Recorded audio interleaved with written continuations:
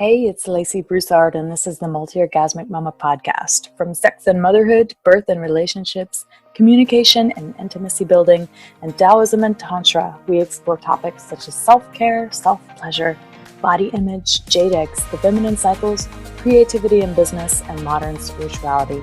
The Multiorgasmic Mama is a place to come for true stories and transformational advice on how to be a mama and a multi-orgasmic woman too.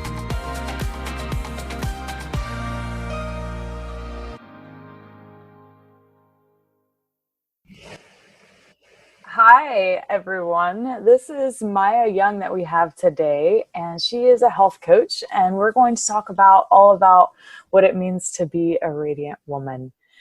And Maia, I'm just curious, could you tell us a little bit about your personal life and what you do? Sure. I live in Falmouth, Maine with my two kids. I've got a little boy who's 5 and a little girl who's 8. And I've been in the Portland, Maine area for, I think, 12, almost 13 years. And I just love my community. I've got a really tight group of local friends that love and support each other, as well as local entrepreneurs, female entrepreneurs. And I just, I feel like I am finally figuring out who I am, and it's good. Wow. So, and you're finding out who you are, you became a health coach, right? Yes. So how did that happen? Well, I actually graduated from University of Maine with an environmental management and policy degree. And so I did environmental consulting for 8 years, and on the side did some real estate investing with my former husband.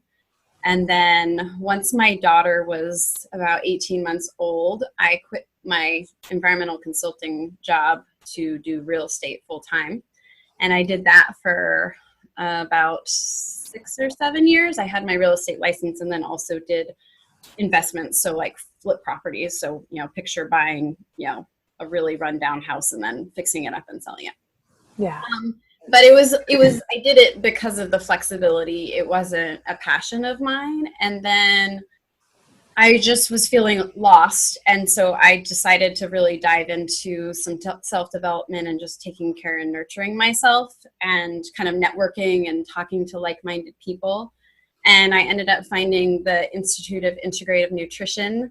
And that's where I got my certification in health coaching at the beginning of this year. And as soon as I found that program, it was like, okay, this is the thing that's been missing. Because I actually, when I first went to University of Maine, I went into the nutrition program, but I didn't stick with it because I didn't want to. I was a dumb 19-year-old, no offense to any 19-year-old, but I was like, oh, I don't want to stay in school another year and do another year of chemistry, so it was like, it was so silly. So it's been an interesting like circle back to where, to the beginning of, if I had listened to myself, back almost 20 years ago, then it would have been maybe a little bit easier path, but everything happens for a reason.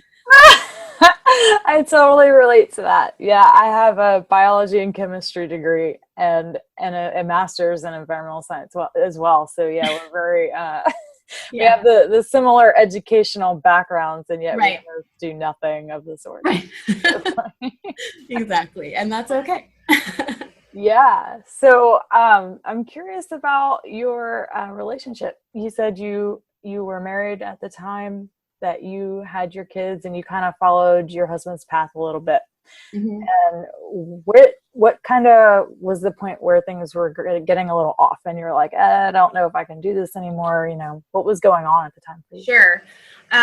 Well, we were both working full time in real estate investing, and I would say he left his full-time job like almost a year after I left mine. So my daughter was like maybe almost 3, and it was good for that first year, like the novelty of working together and the excitement of the properties and that sort of thing. And then I got pregnant with my son, and things started getting a little harder. I was tired, I was pregnant, trying to, when you're doing real estate transactions, there's a lot of moving parts, especially like I was acting as the real estate agent for the properties we were buying and selling. So it was kind of like an extra dynamic and an extra stressor, but there was definitely like this shift of loss of respect on his end of me, and of expecting me to do all these extra things and not really acknowledging the work that I was doing. And then on the other side of it, I think I was resenting that. I felt like I was working my butt off, but not getting any, benefit of it, because we were actually doing quite well, but still, like, behind closed doors, there was just a lot of negative energy there. So when it started feeling less desirable, having that flexibility of working from home, and my son was home with me for the first year of his life before I sent him to daycare, and having that, I'd bring him to real estate auctions, in the carrier, and he'd just sleep through everything, and he was this little like angel dumpling baby, and and that was all really beautiful, but it started shifting to being like, kind of dreading when my ex would come home, of like enjoying that freedom during the day, but then the reality of having to interface with, be in a relationship with the person that you're also working with full time was really getting challenging. Yeah, look, I admire you for trying, honey, because I could never do that. And I will never do it again. Yeah, my husband's a real estate agent as well, and every now and then he'll say, "Oh, I'm gonna work from home," and I'm like, "Nope, no, you're not." Nope. It does not work very well. Right. I mean, I admire those that it works for, but it just didn't work for me. Right. I know. One of you needs a separate space for sure. Absolutely. Yeah. So when we were talking before, you were telling me about how you kind of felt like you had just lost yourself a little bit, and I'm curious about that. Well, I think there's a couple different layers to that. There's the layer of becoming a mom. When I was pregnant with my daughter, I remember feeling really nervous about being able to bond with her, because I'd never thought of myself as kind of a naturally maternal person. Like, I never really I babysat, but I didn't really like it. Yeah. I didn't typically like other people's children, but I knew that I wanted to be a mom.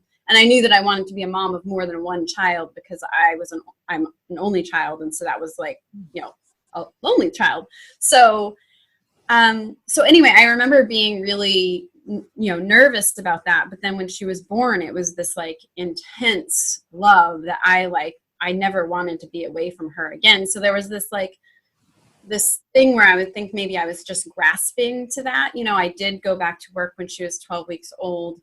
And it was really painful. So like when I was with her, I just wanted to be with her. So I kind of on my half of the relationship with my ex, I definitely put being a mother and my relationship with my daughter way over him, and then there's that other layer of losing myself in the relationship, where I kind of have a history, not just with my previous marriage, but with men in general, losing my identity and what I should do. I got into the environmental field because that's what my dad did. And then I got into real estate because that's what my ex wanted to do. And then I tried working with my designated broker within my real estate company. And it was another cycle of just really negative behavior. So I kind of lost myself in motherhood, where I didn't take care of,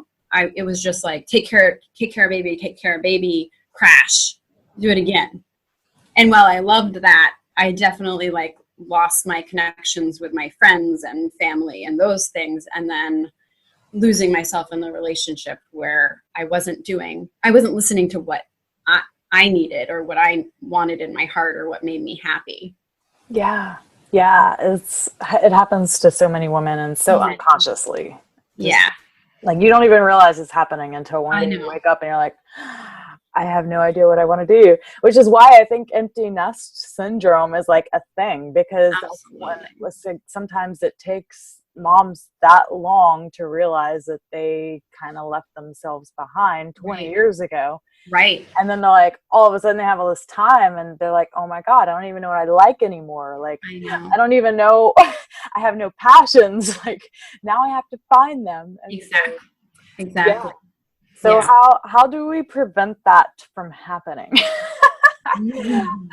How did you come back to yourself and have those realizations that, oh wow, I should probably start paying attention to what I want more? Right. So for me, I think I was seeing really, I was seeing this pattern with my previous relationship of it was tumultuous. It went from, like whatever, like quarterly fights. We weren't ever the type to like bicker regularly. It was like a very big cycle up and down. So it went from like quarterly to like monthly to weekly, so it was getting really tumultuous, and I was really feeling like I needed to not be working with him anymore. So then I stopped working with him thinking, okay, I'll still stay in real estate, but work with my designated broker. And again, it was very tumultuous. And I was like, all right, Maia, like you got to take a step back and just take care of yourself. So I started seeing a therapist regularly. I went to heated yoga like 2 or 3 days a week. And in the car, with real estate, you're driving a lot. So in the car, I literally listened to self-development on repeat, like Byron Katie and Wayne Dyer and Louise Hay and Christian Northrup, all those people. And every time I would like hear something different. And then I also started doing a morning routine because I really hadn't been taking care of myself. I'd just been kind of, my ex-husband would do kind of whatever he wanted to do while I took care of the kids and didn't do anything for myself. So then I started, taking that time in the morning to nurture myself. And that just like all of that kind of self-care just gave me the space to be like, oh, well, this is what I like. Like this brings me joy, because I had completely lost that. I had lost complete sight of that. I had put all of that on the back burner. So, when I'm working with clients, I am just all about self-care and preventing that. I love working with, people that don't have kids yet, because it's like, okay, let's set this foundation now where you know who you are. Yes, when you have your baby, you can, take your maternity leave, or you can take a year, or you can go back to work part-time and all those things, but still have this foundation of like, okay, honey, you take the baby so that I can like do X, Y, and Z that are essential for my existence so that I can be the best mom and partner or whatever it is that you do. Yeah, that's so important. Yeah. Yeah, having I'm a doula, and those postpartum appointments, they hear you, but they don't listen to you.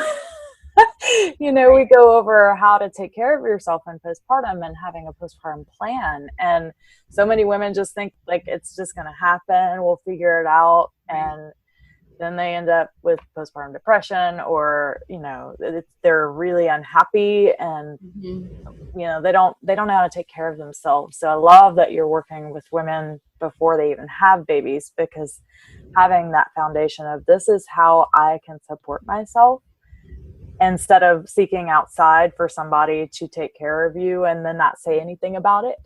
Right. And then not even like know how to ask for what you need.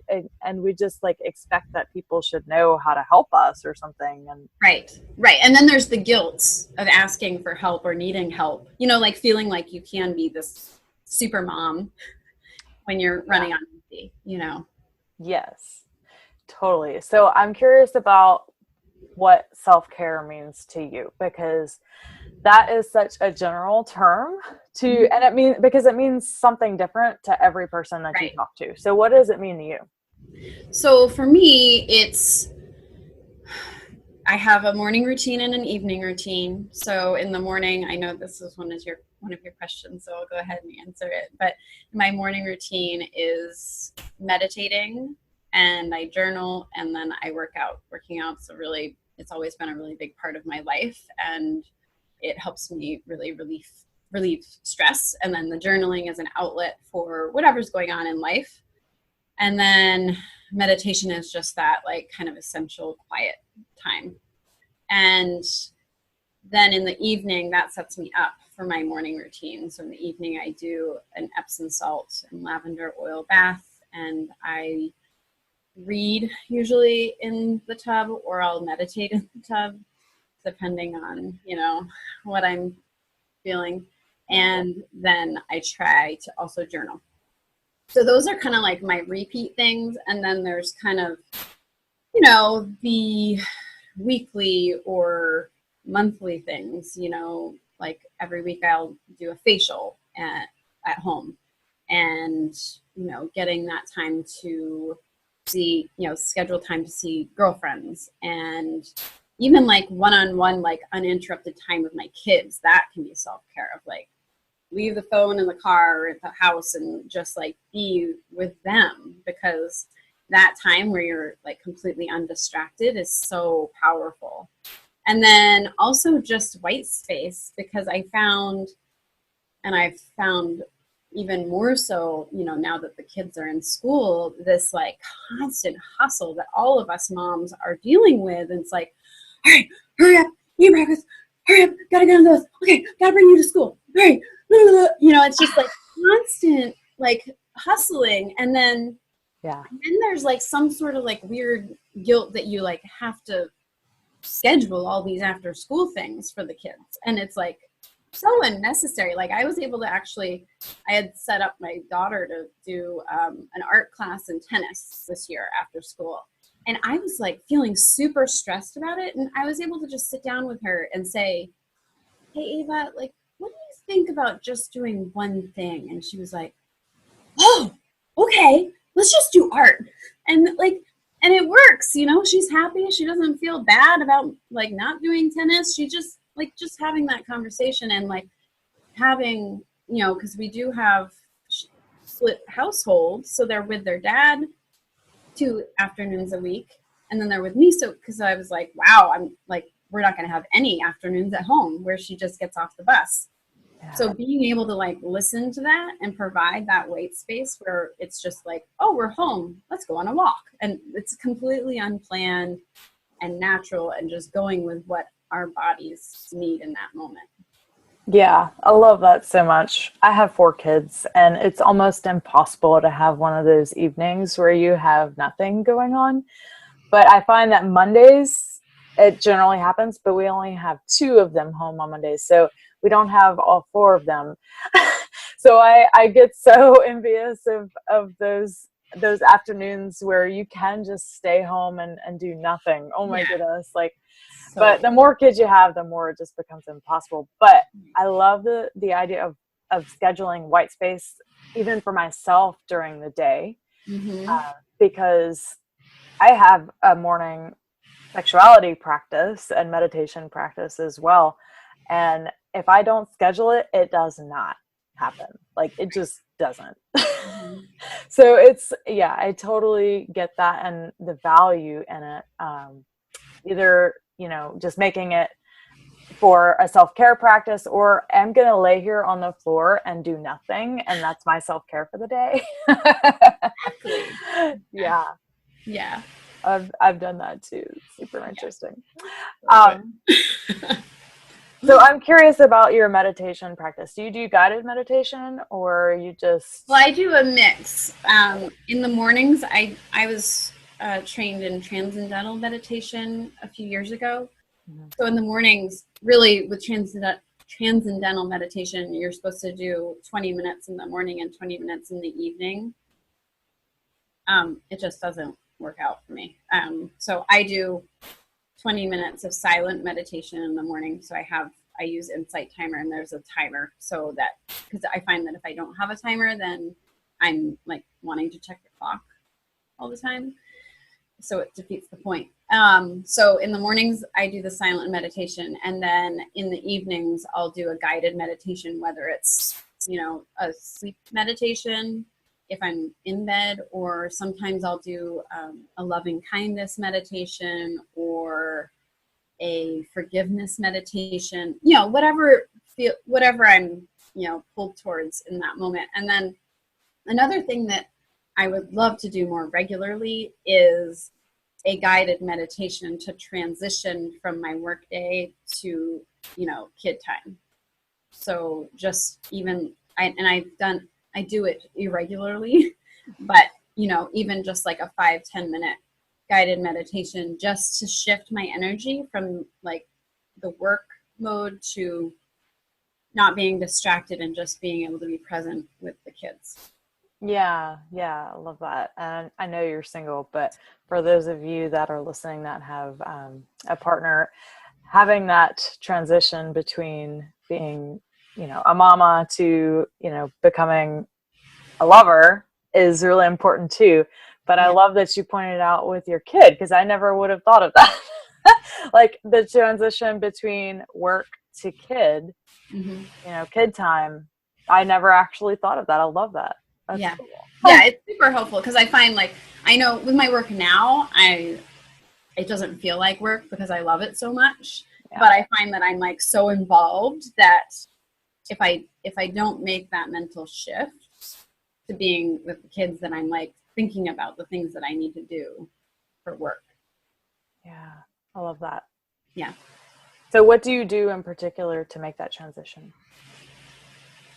Really the meditation is the thing. And I also do, when I'm going to, because I always have to pick up my son before I pick up my daughter. And so I tend to be listening to self-development or something like that while I'm driving, or just music, or even if I'm feeling anxious about, the transition with their dad, I'll just do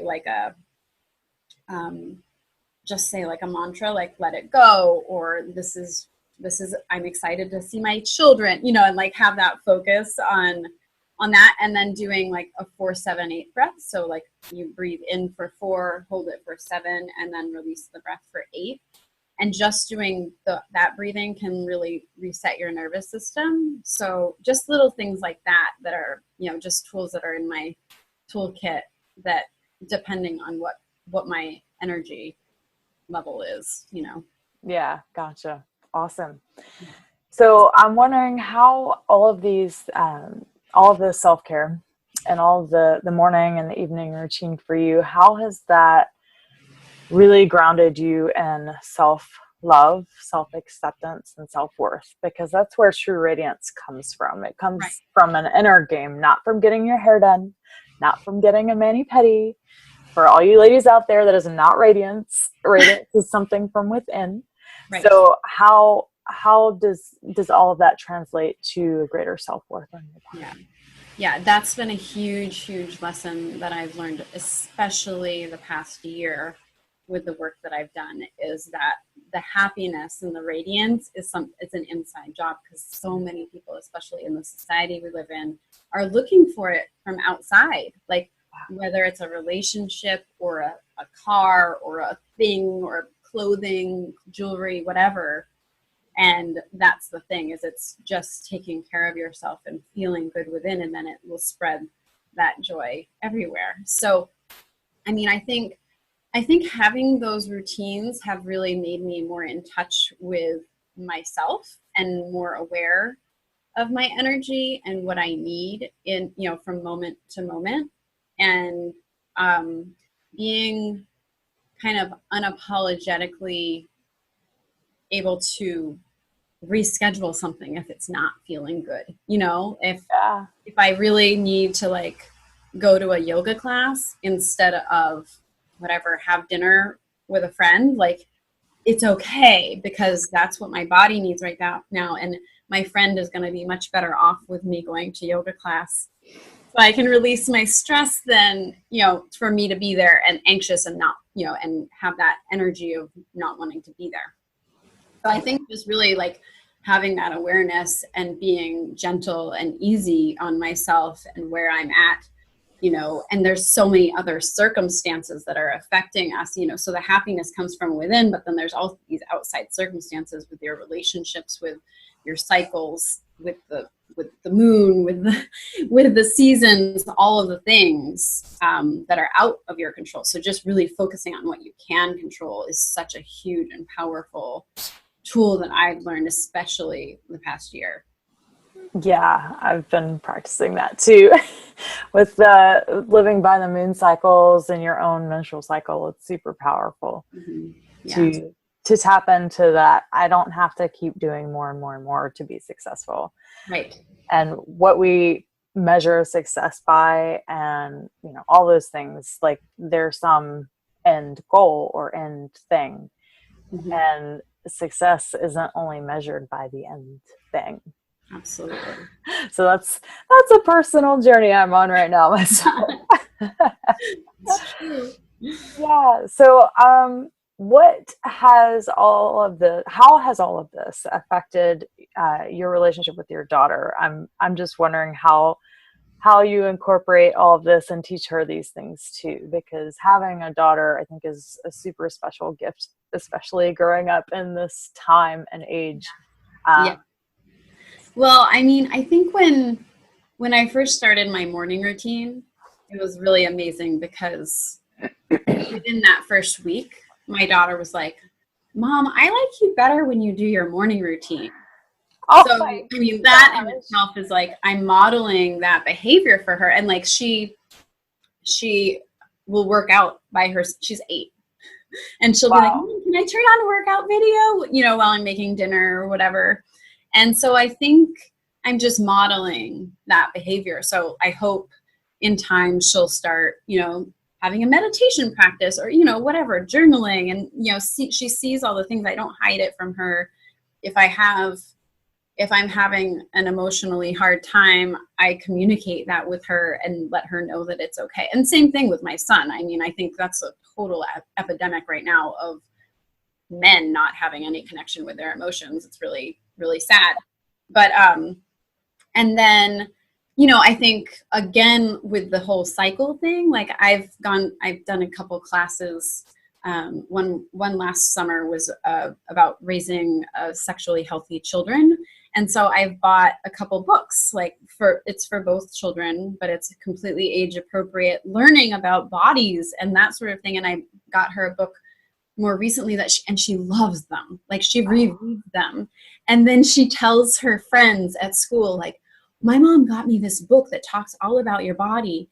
You should tell your mom to get it." You know, like, it's so cute. Like she's giving them advice about like zits, you know, like they're starting to get zits in 3rd grade. And like, it's just like, okay, all right, I'm doing this. Like I'm doing okay. And, you know, and I think that like showing her those tools and modeling that behavior has really helped to ease both kids with the transition to, you know, living in kind of a split household situation, and trying to also let them know that like this situation is not because of them. Like they're loved by both parties and it's just better off this way. And they see that both their dad and I are happier apart. And so therefore we're all happier, you know?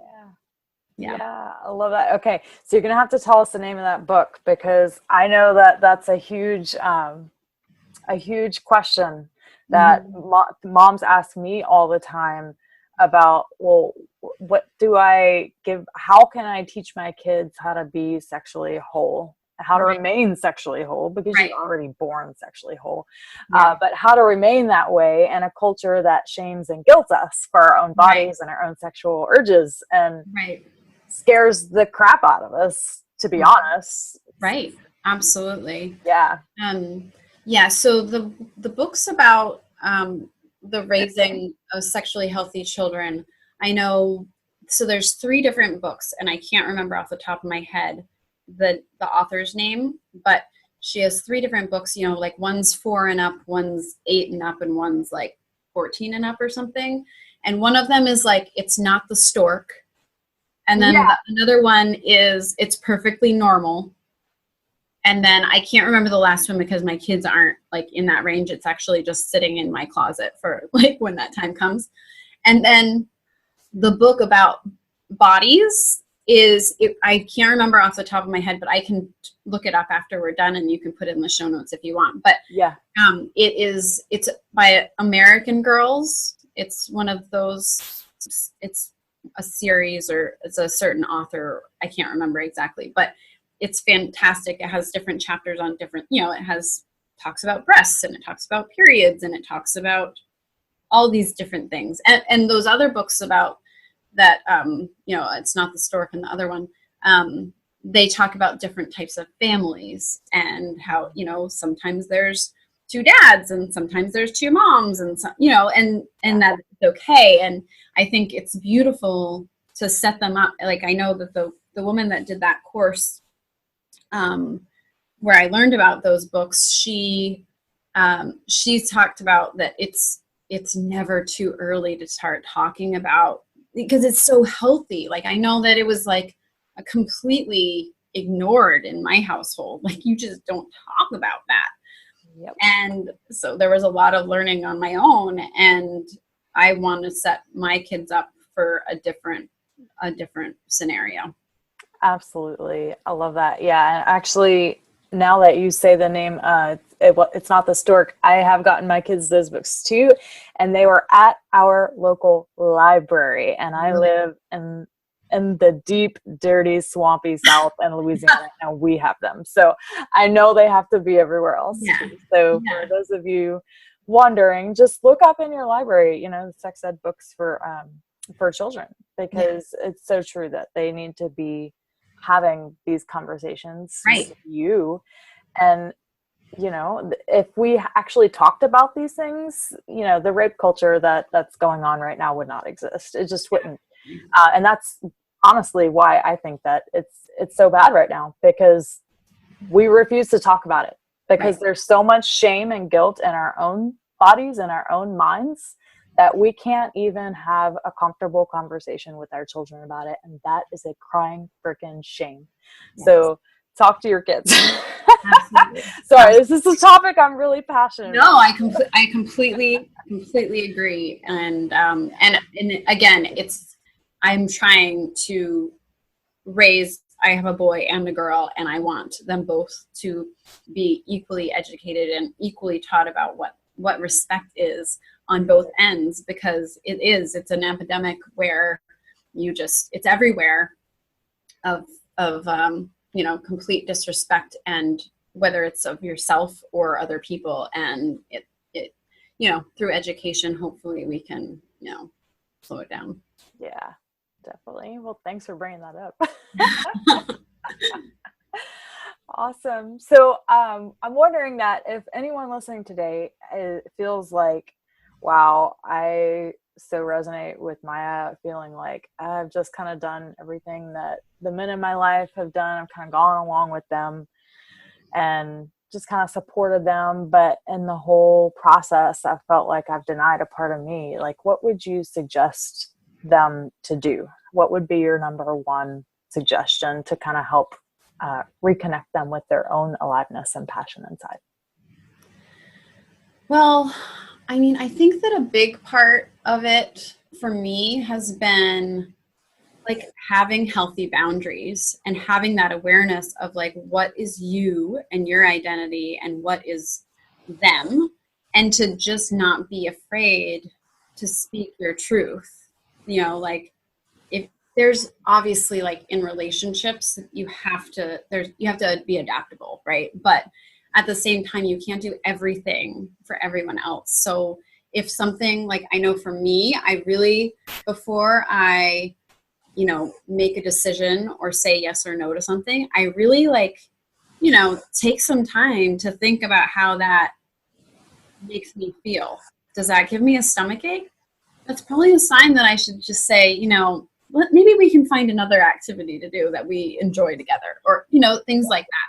So really, like, being focused on, like, boundaries, whether you're saying yes to an activity or a thing, or taking care of yourself, and ask it, like, I need help, and being assertive on what your needs are and what fills you up, because you deserve it. And if you don't say anything, nobody's going to know that it's a problem, Yeah. Yeah, definitely. Awesome. Well, thank you for sharing that. And I have one more question for you. Okay. So if you could give one piece of advice or tip about being a multi-orgasmic mama, what would it be? I would say put yourself first. I think so many of us just put ourselves on the back burner until we feel like we're drowning. And it's not fair. It's not fair to us. It's not fair to the people that love us and our communities and all those things. So just put yourself first, and it's okay, because believe it or not, when you do start putting yourself first, people understand. I mean, I've had these conversations where I am assertive and saying what I need or how I feel, and it feels really like scary. And then the conversation is like, okay, sure, no problem. And you're like, oh my gosh, I got myself all worked up. And it was nothing. It was nothing. Like, it was completely respected. So, yeah. Yep. I totally get that. Awesome. And it translates to the bedroom too. Okay. So absolutely. Being a multi-orgasmic woman means that, you're going to have to learn how to speak your needs and your desires. And the bedroom is one of the hardest places to do it. So doing what Maia just suggested, asking for what you need outside of the bedroom first is a really great transition. Because it's easier. It's easier to do that and then to be reflected. Oh, okay, no problem. And then once you build confidence in that, you can build the confidence to ask for what you need sexually as well. Because it's one of the most vulnerable states we're in. So, yeah. Absolutely. Well, thank you so much, Maia. Thank you for having me. This was so fun. Yes, definitely. We'll talk to you soon. All right. Bye. Bye.